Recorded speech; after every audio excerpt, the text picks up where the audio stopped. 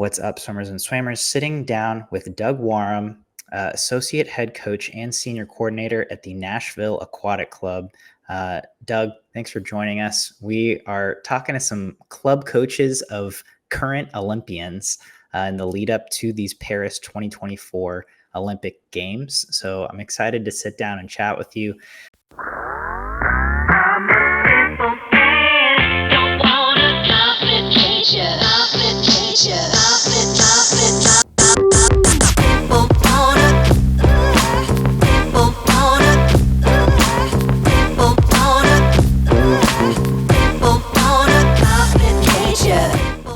This episode of the SwimSwam podcast is sponsored by Commit Swimming, SwimSwam's exclusive team management software partner. Since 2015, Commit has been providing coaches with swimming's leading workout management software. And now, Commit has team management software too. Commit wants to help you make the switch from Team Unify to a simpler, more powerful solution. Their onboarding and customer service team will walk you through every step of the way. Check them out at commitswimming.com to book your demo today. That's COMMIT swimming.com. We were just talking about Olympic trials, and I want to start there. How was it for you to get to go to Olympic trials? And you coached both Alex and Gretchen Walsh in high school. What was it like to see both of them make an Olympic team at the same meet? It was really cool. And first of all, thanks for having me.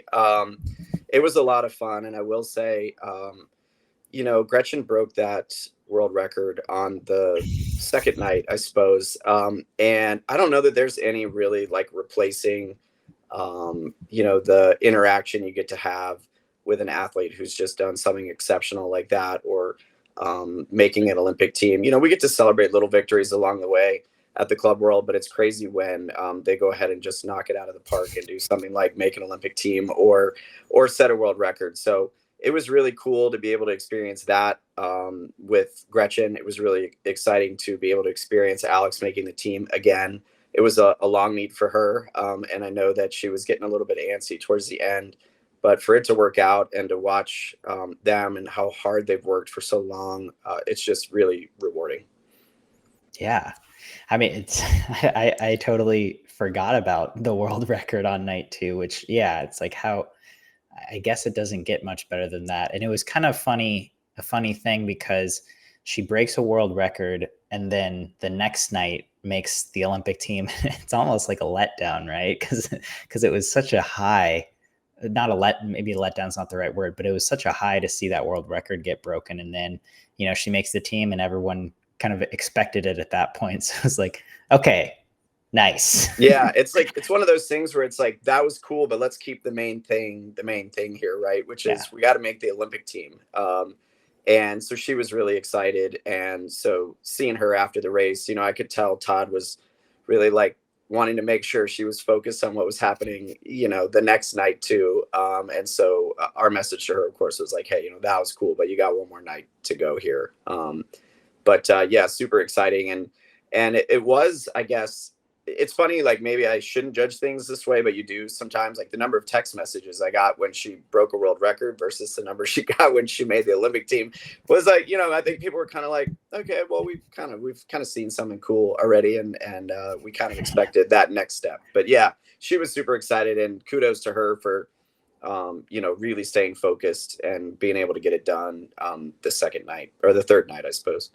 Yeah, no kidding. Especially with, I don't think anyone expected that race between the top 3 women in the 100 fly to be that close. Mm-hmm. It's like she did really have to go out and execute on that final night because there were a lot of women right on her heels, surprisingly. Yeah, absolutely. It was a great race. And, you never know. I mean, having a little bit of a flashback to, Alex racing that 200 IM in 2021, where, it really came down to just a couple of tenths between who was first and who was third. And you're like, man, let's get over this hump and go ahead and get it done. So there was a lot of tension, and while the race was happening, and once it happened, it was like, all right, cool. This is great. Everybody's going to be happy, and it's exciting to see the progress they've made. Absolutely. Oh, okay. So I got a little off topic there, but let's talk about the progress they've made. You've Yeah. been working with the Walsh sisters for a long time. So let's take it back. First off, just when was the first time you did coach the Walsh sisters? Do you remember? I do. I remember because they lived in Nashville and then moved away for a couple of years and then moved back. And so let's see, Alex she had just turned 13. Her birthday's at the end of July. So she had just turned 13 when they moved. Good swim birthday. Great swim birthday. Summer league, she was rocking it in summer league. Yeah. So it would have been the first couple of months that she turned 13 was when I first coached her. And then Gretchen, of course, she was a couple years younger. She started in one of our age group groups and then progressed up pretty rapidly to the senior group. And we're probably a little bit different. In fact, I know we're a little bit different where we give our really talented, really focused younger kids an opportunity to swim with the top end senior group. It requires some extra management on our side of things. But anyway, Gretchen was one of those kids that did make that jump from our top age group to our higher performing senior group. Yeah. Is there a memory or a story that sticks out to you about that time that time period with the Walsh sisters? Yeah, so it's funny, the first time I ever met Alex, they had come in to figure out what they were going to do about school and swim teams and all those kinds of things. And so Alex actually participated in one of our dryland sessions, kind of unknowingly. I think she kind of thought she was going to come in and be swimming, and we were doing dryland. And so she had on this really nice sweater that she had just gotten for Christmas. And we used to do a lot of like bleacher running within our facility. We don't do that now, but anyway, she's going up and down the bleachers in this like really nice, probably cashmere sweater. And just as upset as she could be that she was having to sweat in this thing that I think she really valued. So that was my very first memory of Alex as an athlete, was like, all right, she's going to be good, but understand that she's got some preferences here, and we're going to have to work to manage those things. So yeah, for her, that was the case. Gretchen, Gretchen as a 12 turning 13-year-old really kind of exploded, and it was tough for her, to kind of correlate that with where she was going to be in the long run, because she's always been so good at those 50, 100 events.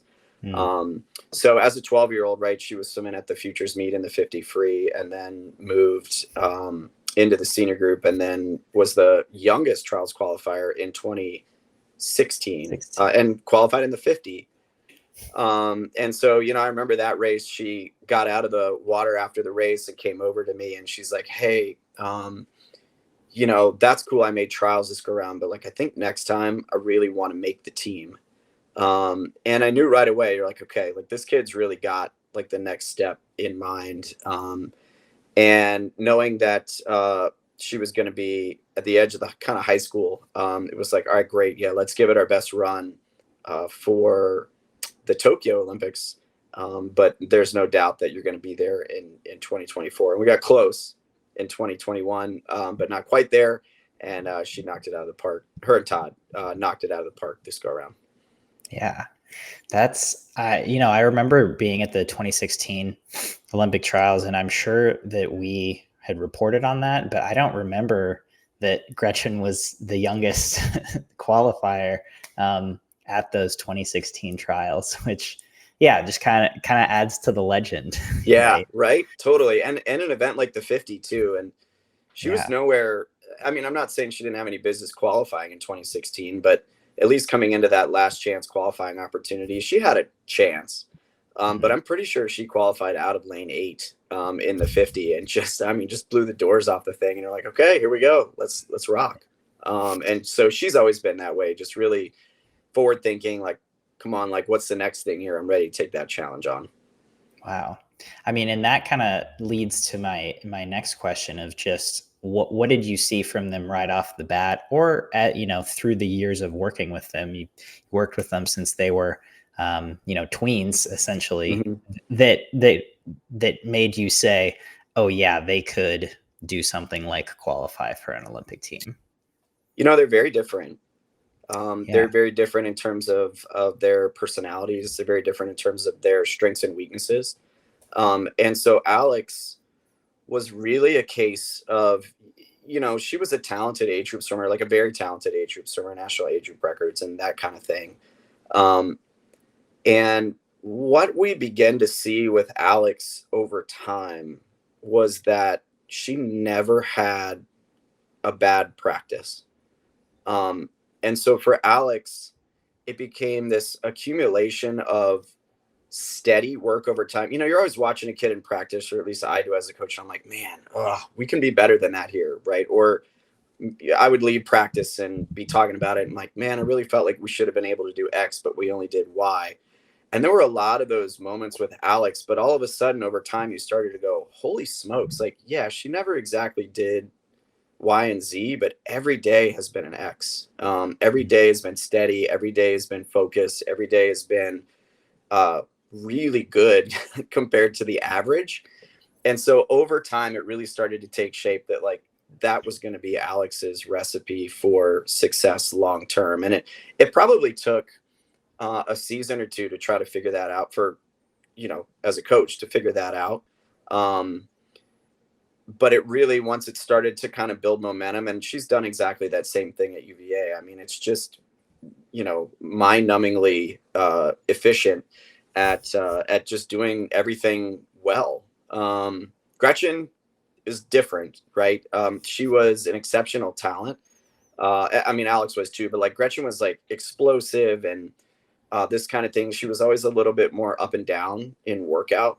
And so for her, and especially given the nature of her events, it was really easy to see that as she kind of grew into who she was going to become, that her mental advantages, her feel for the water, her dedication, her willingness to make sacrifices was really going to pay off, especially when we started to kind of see how tall she was going to be physically. She's very tall.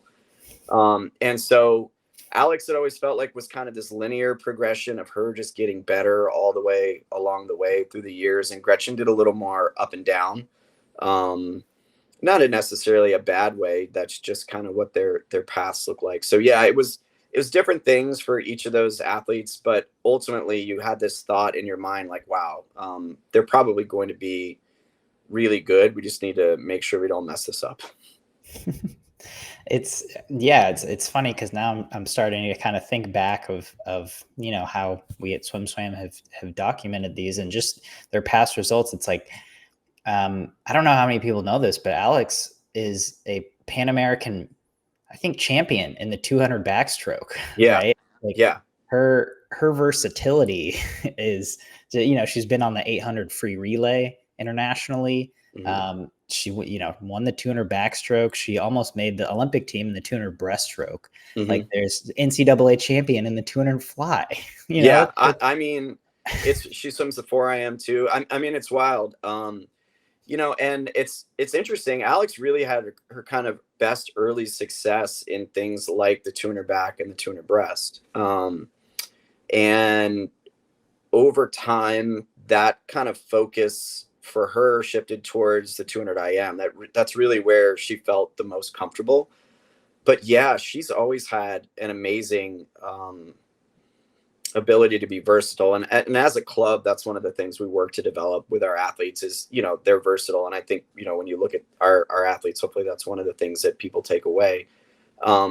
But yeah, Alex is an extreme example of that. I think Gretchen too. I mean, Gretchen swims the short course breaststroke in 59 seconds. Like she's no slouch across the board there either.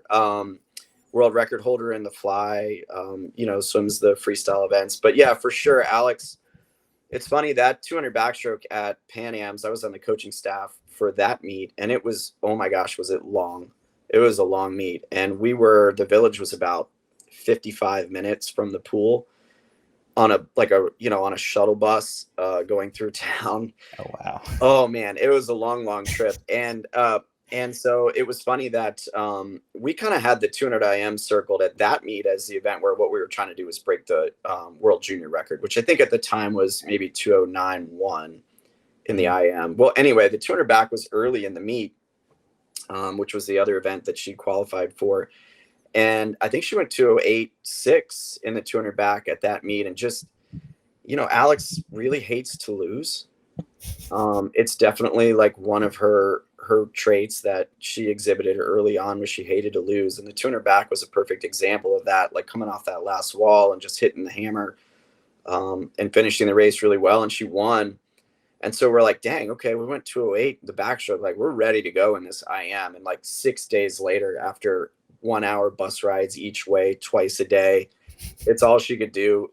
She won the 200 IM there, but we didn't exactly go 2:09 low. I think she won it maybe 2:10. Okay. But anyway, she went 2:09 low the following December at the US Open. Melanie beat her on that last 50. It was a great race. And Melanie was always awesome to Alex, just as a mentor and somebody that I would always see, be like, hey, Alex, gosh, you really got to work on that part of your game. And so it's funny to see, Alex, as she developed through high school, and, the community around her that was really helping get her going in the right direction. Yeah. What I'm hearing is that we need a Walsh v. Walsh, like 200 IM showdown, short course. Yeah. They both swam. So it was this year. They both swam the 200 free at I'm going to get my when it was mixed up. Maybe it was the December invite that they swam at, and it was long in the morning and short at night. So I was on the phone with Alex a couple weeks beforehand, and she's like, oh, Gretchen and I are going to race in the 200 free. Like she's going down. And anyway, Alex beat her in the long course version of the race, but at night, Gretchen beat her in the short course version of the race, which I think speaks to everything that you need to know about kind of what their strengths and weaknesses are. Right. So yeah, the Walsh v. Walsh, like head to head, I think would be fun. Or like maybe the next iteration is like a short course meter 100 IM, or maybe 200 IM. Yeah, even the playing field a little bit. I like the short meter idea. Yeah, I think I could get behind that for sure. I feel like that's such an untapped resource, especially in the US, for just fun racing. Yeah, absolutely. Well, and I don't know that we always, or at least I felt like when Alex was developing, that would have been a great kind of pathway for her to build some confidence internationally, would have been via short meters. Anyway, she did do a couple short meters meets. We went over to Asia for a World Cup stop a couple times, and those kinds of things. But yeah, she always had a lot of success in short meters races because she's so good off the walls. And getting a chance to race, the international scene, where maybe developmentally she wasn't quite ready to compete in the long pool. She was ready to compete in the short pool. And in fact, we went over on a World Cup stop in 2017, maybe, and she got third place, like, I don't know, 4 times. So, we swam in Tokyo, we swam in Singapore. No, I'm sorry, she got 4th place a couple times. Okay. So finally, she's like, we get to the final couple nights of the meet. She's like, oh my God, am I going to like get a medal on this like trip or not? Or am I just going to keep getting 4th? She got 4th in the short course 200 IM. There was 100 IM, the backstrokes, the breaststroke, and it was like murderer's row. It's like Katinka Hosu and, the Australians and just everybody, anybody that was anybody. And she kept getting 4th, and man, she was so mad about getting 4th. Anyway, she did get a bronze medal somewhere along the way towards the end of the trip. And so that made it a success for her. So yeah, she didn't like getting 4th place. She wanted a medal. That's really fun to hear. And it's like, it's a great insight to have, especially lining up the women's 200 IM this summer. It's like, oh my gosh, that's going to be, one of the, if not the marquee event of the games at this point, with Alex, Kate, Summer, Kaylee, it's funny really, that race looks a lot different right this time than it did last time. It's like it's really all come together in the 200 IM, and it should be really cool to watch it. You're right, it'll be exciting. Yeah, it's going to be great. So it's good to know Alex's mentality of hate to lose, and we'll see how it pays off for her in that one. Yeah, it's funny. I don't remember the race, but it was the final race we had in Tokyo on that trip where she got 4th again. And she'd swum on a relay, and I don't remember what stroke she swam on the relay. Maybe it was backstroke or something. Anyway, she swam a really great split. And so, the USA Swimming data people are there. And, they bring the computer with the spreadsheet over, and they're like, oh, Alex, come check this out. Like, let's see where you place all time. Like in Americans, it was the all time American splits in the, I don't know, who knows, fill in the blank what the event was, 200 free or something.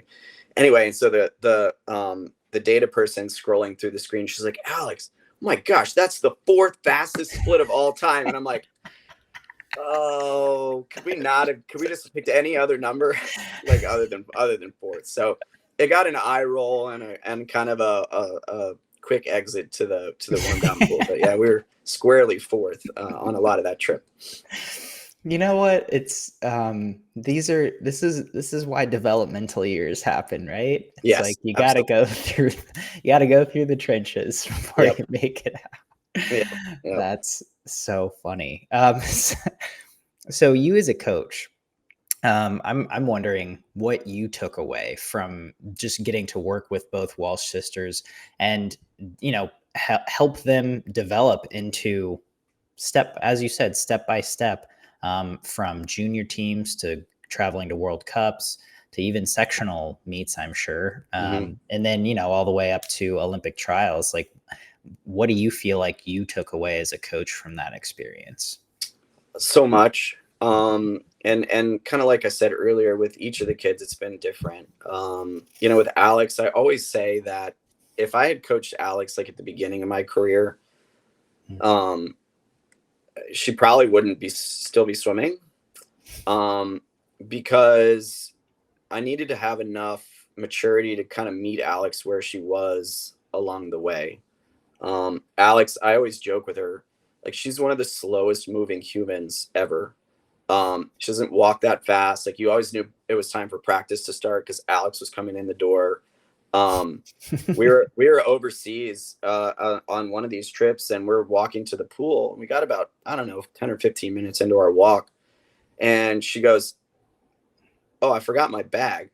And you're like, okay, we the whole group had to go back to the hotel so Alex could get her bag. So like for Alex, it was like I learned a lot about just meeting the athlete where they were, and having a lot of patience and understanding, or trying to understand that like good things will happen as we accumulate more time, right, across a longer period of time. I think sometimes as coaches, maybe we get a little impatient, or like we see the potential, but we just need to have a little bit more time to allow the athletes to get there. So I think with Alex, like, I'm so grateful to her for her patience and, understanding and trust in me, because I think that we had a lot of fun together trying to get to know each other and work through some of those things. There were a lot of meets I remember where I was just like, like if we're going to be as good as we can be, right, if you're going to maximize your potential, like we have to do things, like we have to have world-class turns, like we have to have world-class walls. And it would get the 15, 16-year-old girl eye roll, but in the end we got there, and so patience was the key. Gretchen was a lot different, right? Gretchen taught me a lot about how to manage expectations for an athlete. Gretchen always wanted to be like that next step along. So how do we manage her expectations? How do we physically or physiologically get her to a point where she's capable of doing the things in practice that she needs to do to achieve what her goals were? For her, it wasn't quite as cut and dry as Alex. Alex could she could just swim. But Gretchen was a lot more progressive in terms of the things that needed to happen for her to be competitive in a long course 100-meter free, for example, or in a long course 100-meter fly.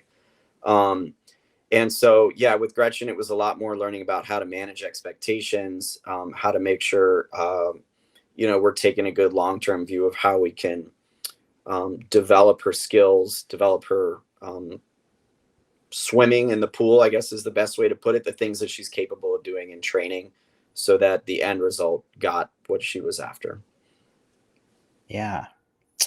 Man, I appreciate these insights. I mean, these are really cool things to hear, but also I think really great things for other coaches to hear. Well, I think the other thing, like I take away, it's funny, like my wife and I were joking about this the other day because the girls are at the pool and my 6-year-old like idolizes them, like cooler than Taylor Swift, right? Are the words that came out of my 6-year-old's mouth. Yeah, that's big, right? Let's keep that going in swimming, right? Yeah. But it's funny because, as somebody that's known them from the time that they were, 10, 11 or 12 and 13 years old, you just kind of know them as normal. They're just normal people. And they've had struggles just like everybody else, and ups and downs and big speed bumps along the way and unexpected stuff. And so it's really cool and satisfying to see them reach that kind of end goal, while also being able to reflect on, okay, the hard stuff that happened, it all kind of builds into this situation where, they're successful people regardless of swimming, right? They're confident, they're intelligent, they're kind.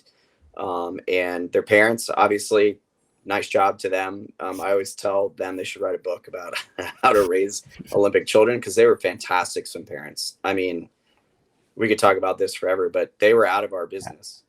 They were out of our business. But I also think that hopefully they trusted us to make the right decisions for their kids at a pretty important time in their life. So grateful to them too. I was thinking about the Walsh parents, just because I've met both of them separately at different meets, and they came up and said hey, and like they were just seemed like the nicest people. You could tell there was this like calm, or like they just down to earth air about them. And it's like I have interactions with a lot of different swim parents.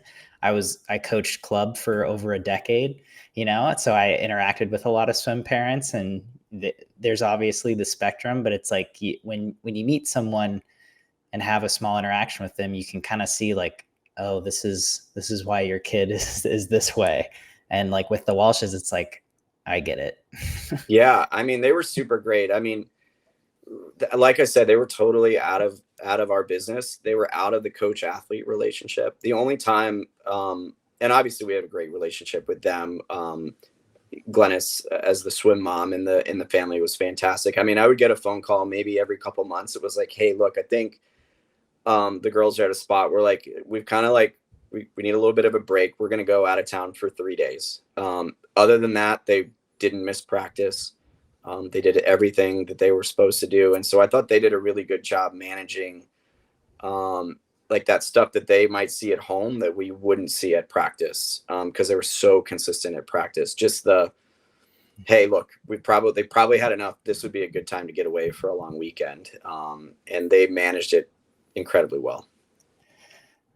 I feel like that's another thing that I guess just is culturally, this is a way different topic, but in swimming, 3-day weekend, it's like, you can't do that. But right. It's like, I think, the pandemic, among other things, I feel like we're kind of moving away from that. And, especially with athletes who have a lot of potential like that, and therefore probably have a lot of expectation. It's like 3 days. Is that really going to, yeah. It's probably going to do the opposite, right? It's probably absolutely. It does. And, they never miss otherwise. My stance on it was always like, they never miss. If they're going to miss a Saturday and a Monday, like it's going to be fine. And interestingly, like I always thought that like the way the competition calendar is set up, like as those kids were juniors, right? Talking like 18 and under juniors, the competition calendar at the end of the schedule, like those big junior meets always fell end of August, right? And so like there was a good portion of the year where they were on a totally different schedule than the rest of their teammates. And so it was really important for everybody, for the kids, for the sisters, for Alex and Gretchen, for them to be able to have somebody that could say, hey, I know this is not exactly like what the rest of the group's on, but like it feels like we probably need to go and get a little bit of an extra break over here. And they're like, yeah, let's do that. So yeah, they managed it really well. Yeah. And that's something you also don't really think about for those juniors, right? I mean, I feel like being on the club side of it, I've seen some of that, but even when kids are going to junior nationals at the very end of July versus the rest of their teammates that are going to sectionals in mid-July. And then, yeah, when you're going to junior Pan Packs or junior worlds at the end of August, and then the season has kind of already restarted for everyone else. It's like, yeah, it's totally different. I have a lot of like pictures. I have a lot of pictures of them like swimming by themselves, because there was a lot of that, you know. I mean, there just are spots where like you're just swimming by yourself. And I think, you know, especially when you add in, they were at a level where they would have those mid-June trials meets, whether that was Olympic trials or world champ trials too. You know, and we had other athletes, right? They had a great support network of athletes within our own program. I mean, could we have been luckier? We had Ella Nelson at the same time. We had Allie Robb at the same time. We had a great group of contingents of boys in that contingent too. So they weren't always by themselves, but there was a lot of time where they were doing things that were just, it was just different than everybody else. Yeah. Yeah. So to wrap this conversation up, you know, throughout this, it's like you seem to stay connected with them, right? You still talk to them. You're still a presence in their life, which is which is really cool to see. And I'm curious, just as a club coach for athletes like this, you know, where do you feel like your role for them as a coach is now? You know, now that they're obviously training at Virginia with a whole set of different athletes and coaches. Yeah, well, and like, first of all, I think as a club coach, one of the things that you really hope for your athletes as they move on is that they end up with coaches that care about them, that do a good job, that care about them like as people, and everything else they have going on in their life. And the Virginia staff, whether that is Todd, whether it was Blair, whether it's Tyler, like those folks have always been, I mean, just fantastic to them. And so incredibly grateful to those folks. No, my role is like, hey, you're not going to have a boyfriend like this time around going to trials, are you? Because that was a dumpster fire last time. You know, like it's more of that kind of stuff. I'm so glad. I'm so glad that their results are not my concern in the pool. We had a good long stretch where that was the case, and it was long. It was a long stretch. It was long. Yeah, and so I'm really glad. You know, I think as a club coach, our number one job is to try to, we call ourselves developmental coaches. Our number one job is try to develop them to be able to move on and tackle whatever challenge comes next. And I think that we try to keep that in the front of our minds when we're developing these athletes. Like, we want them to go. I don't mean we want them to like leave and never talk to them again, but like there does become a time where it's just time for them to go and do something different, have a new challenge, listen to a new voice, and hopefully be able to take that on and do it with the same enthusiasm and the same trust and belief as what they had in our program. So yeah, my role, nothing to do with swimming, everything like, here's a high five, nice job. And, you know, we do check in with each other a couple times a year just to make sure everything's going well. So I'm glad that's my role now. Yeah, less stress. Less stress. But also, you know, just as important, I think, just to be a constant figure, right? Yeah. To be consistent and supportive.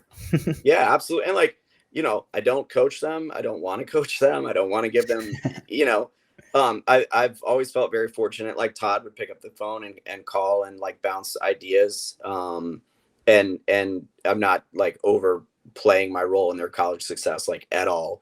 But like bounce an idea or two and just say like, do you think knowing them that this would work? And like, usually, yeah, of course that's going to work with them, because I think they were capable of taking on any challenge. But you know, it's just one of those things where you just want to see them go off and be successful as people in their own right, and being able to do what they've been able to do is just, I mean, it's been a really fun ride and very cool to watch. Well, Doug, I think that's a great stopping point. I think that was a great wrap it up. But I mean, anything else you would want to share before?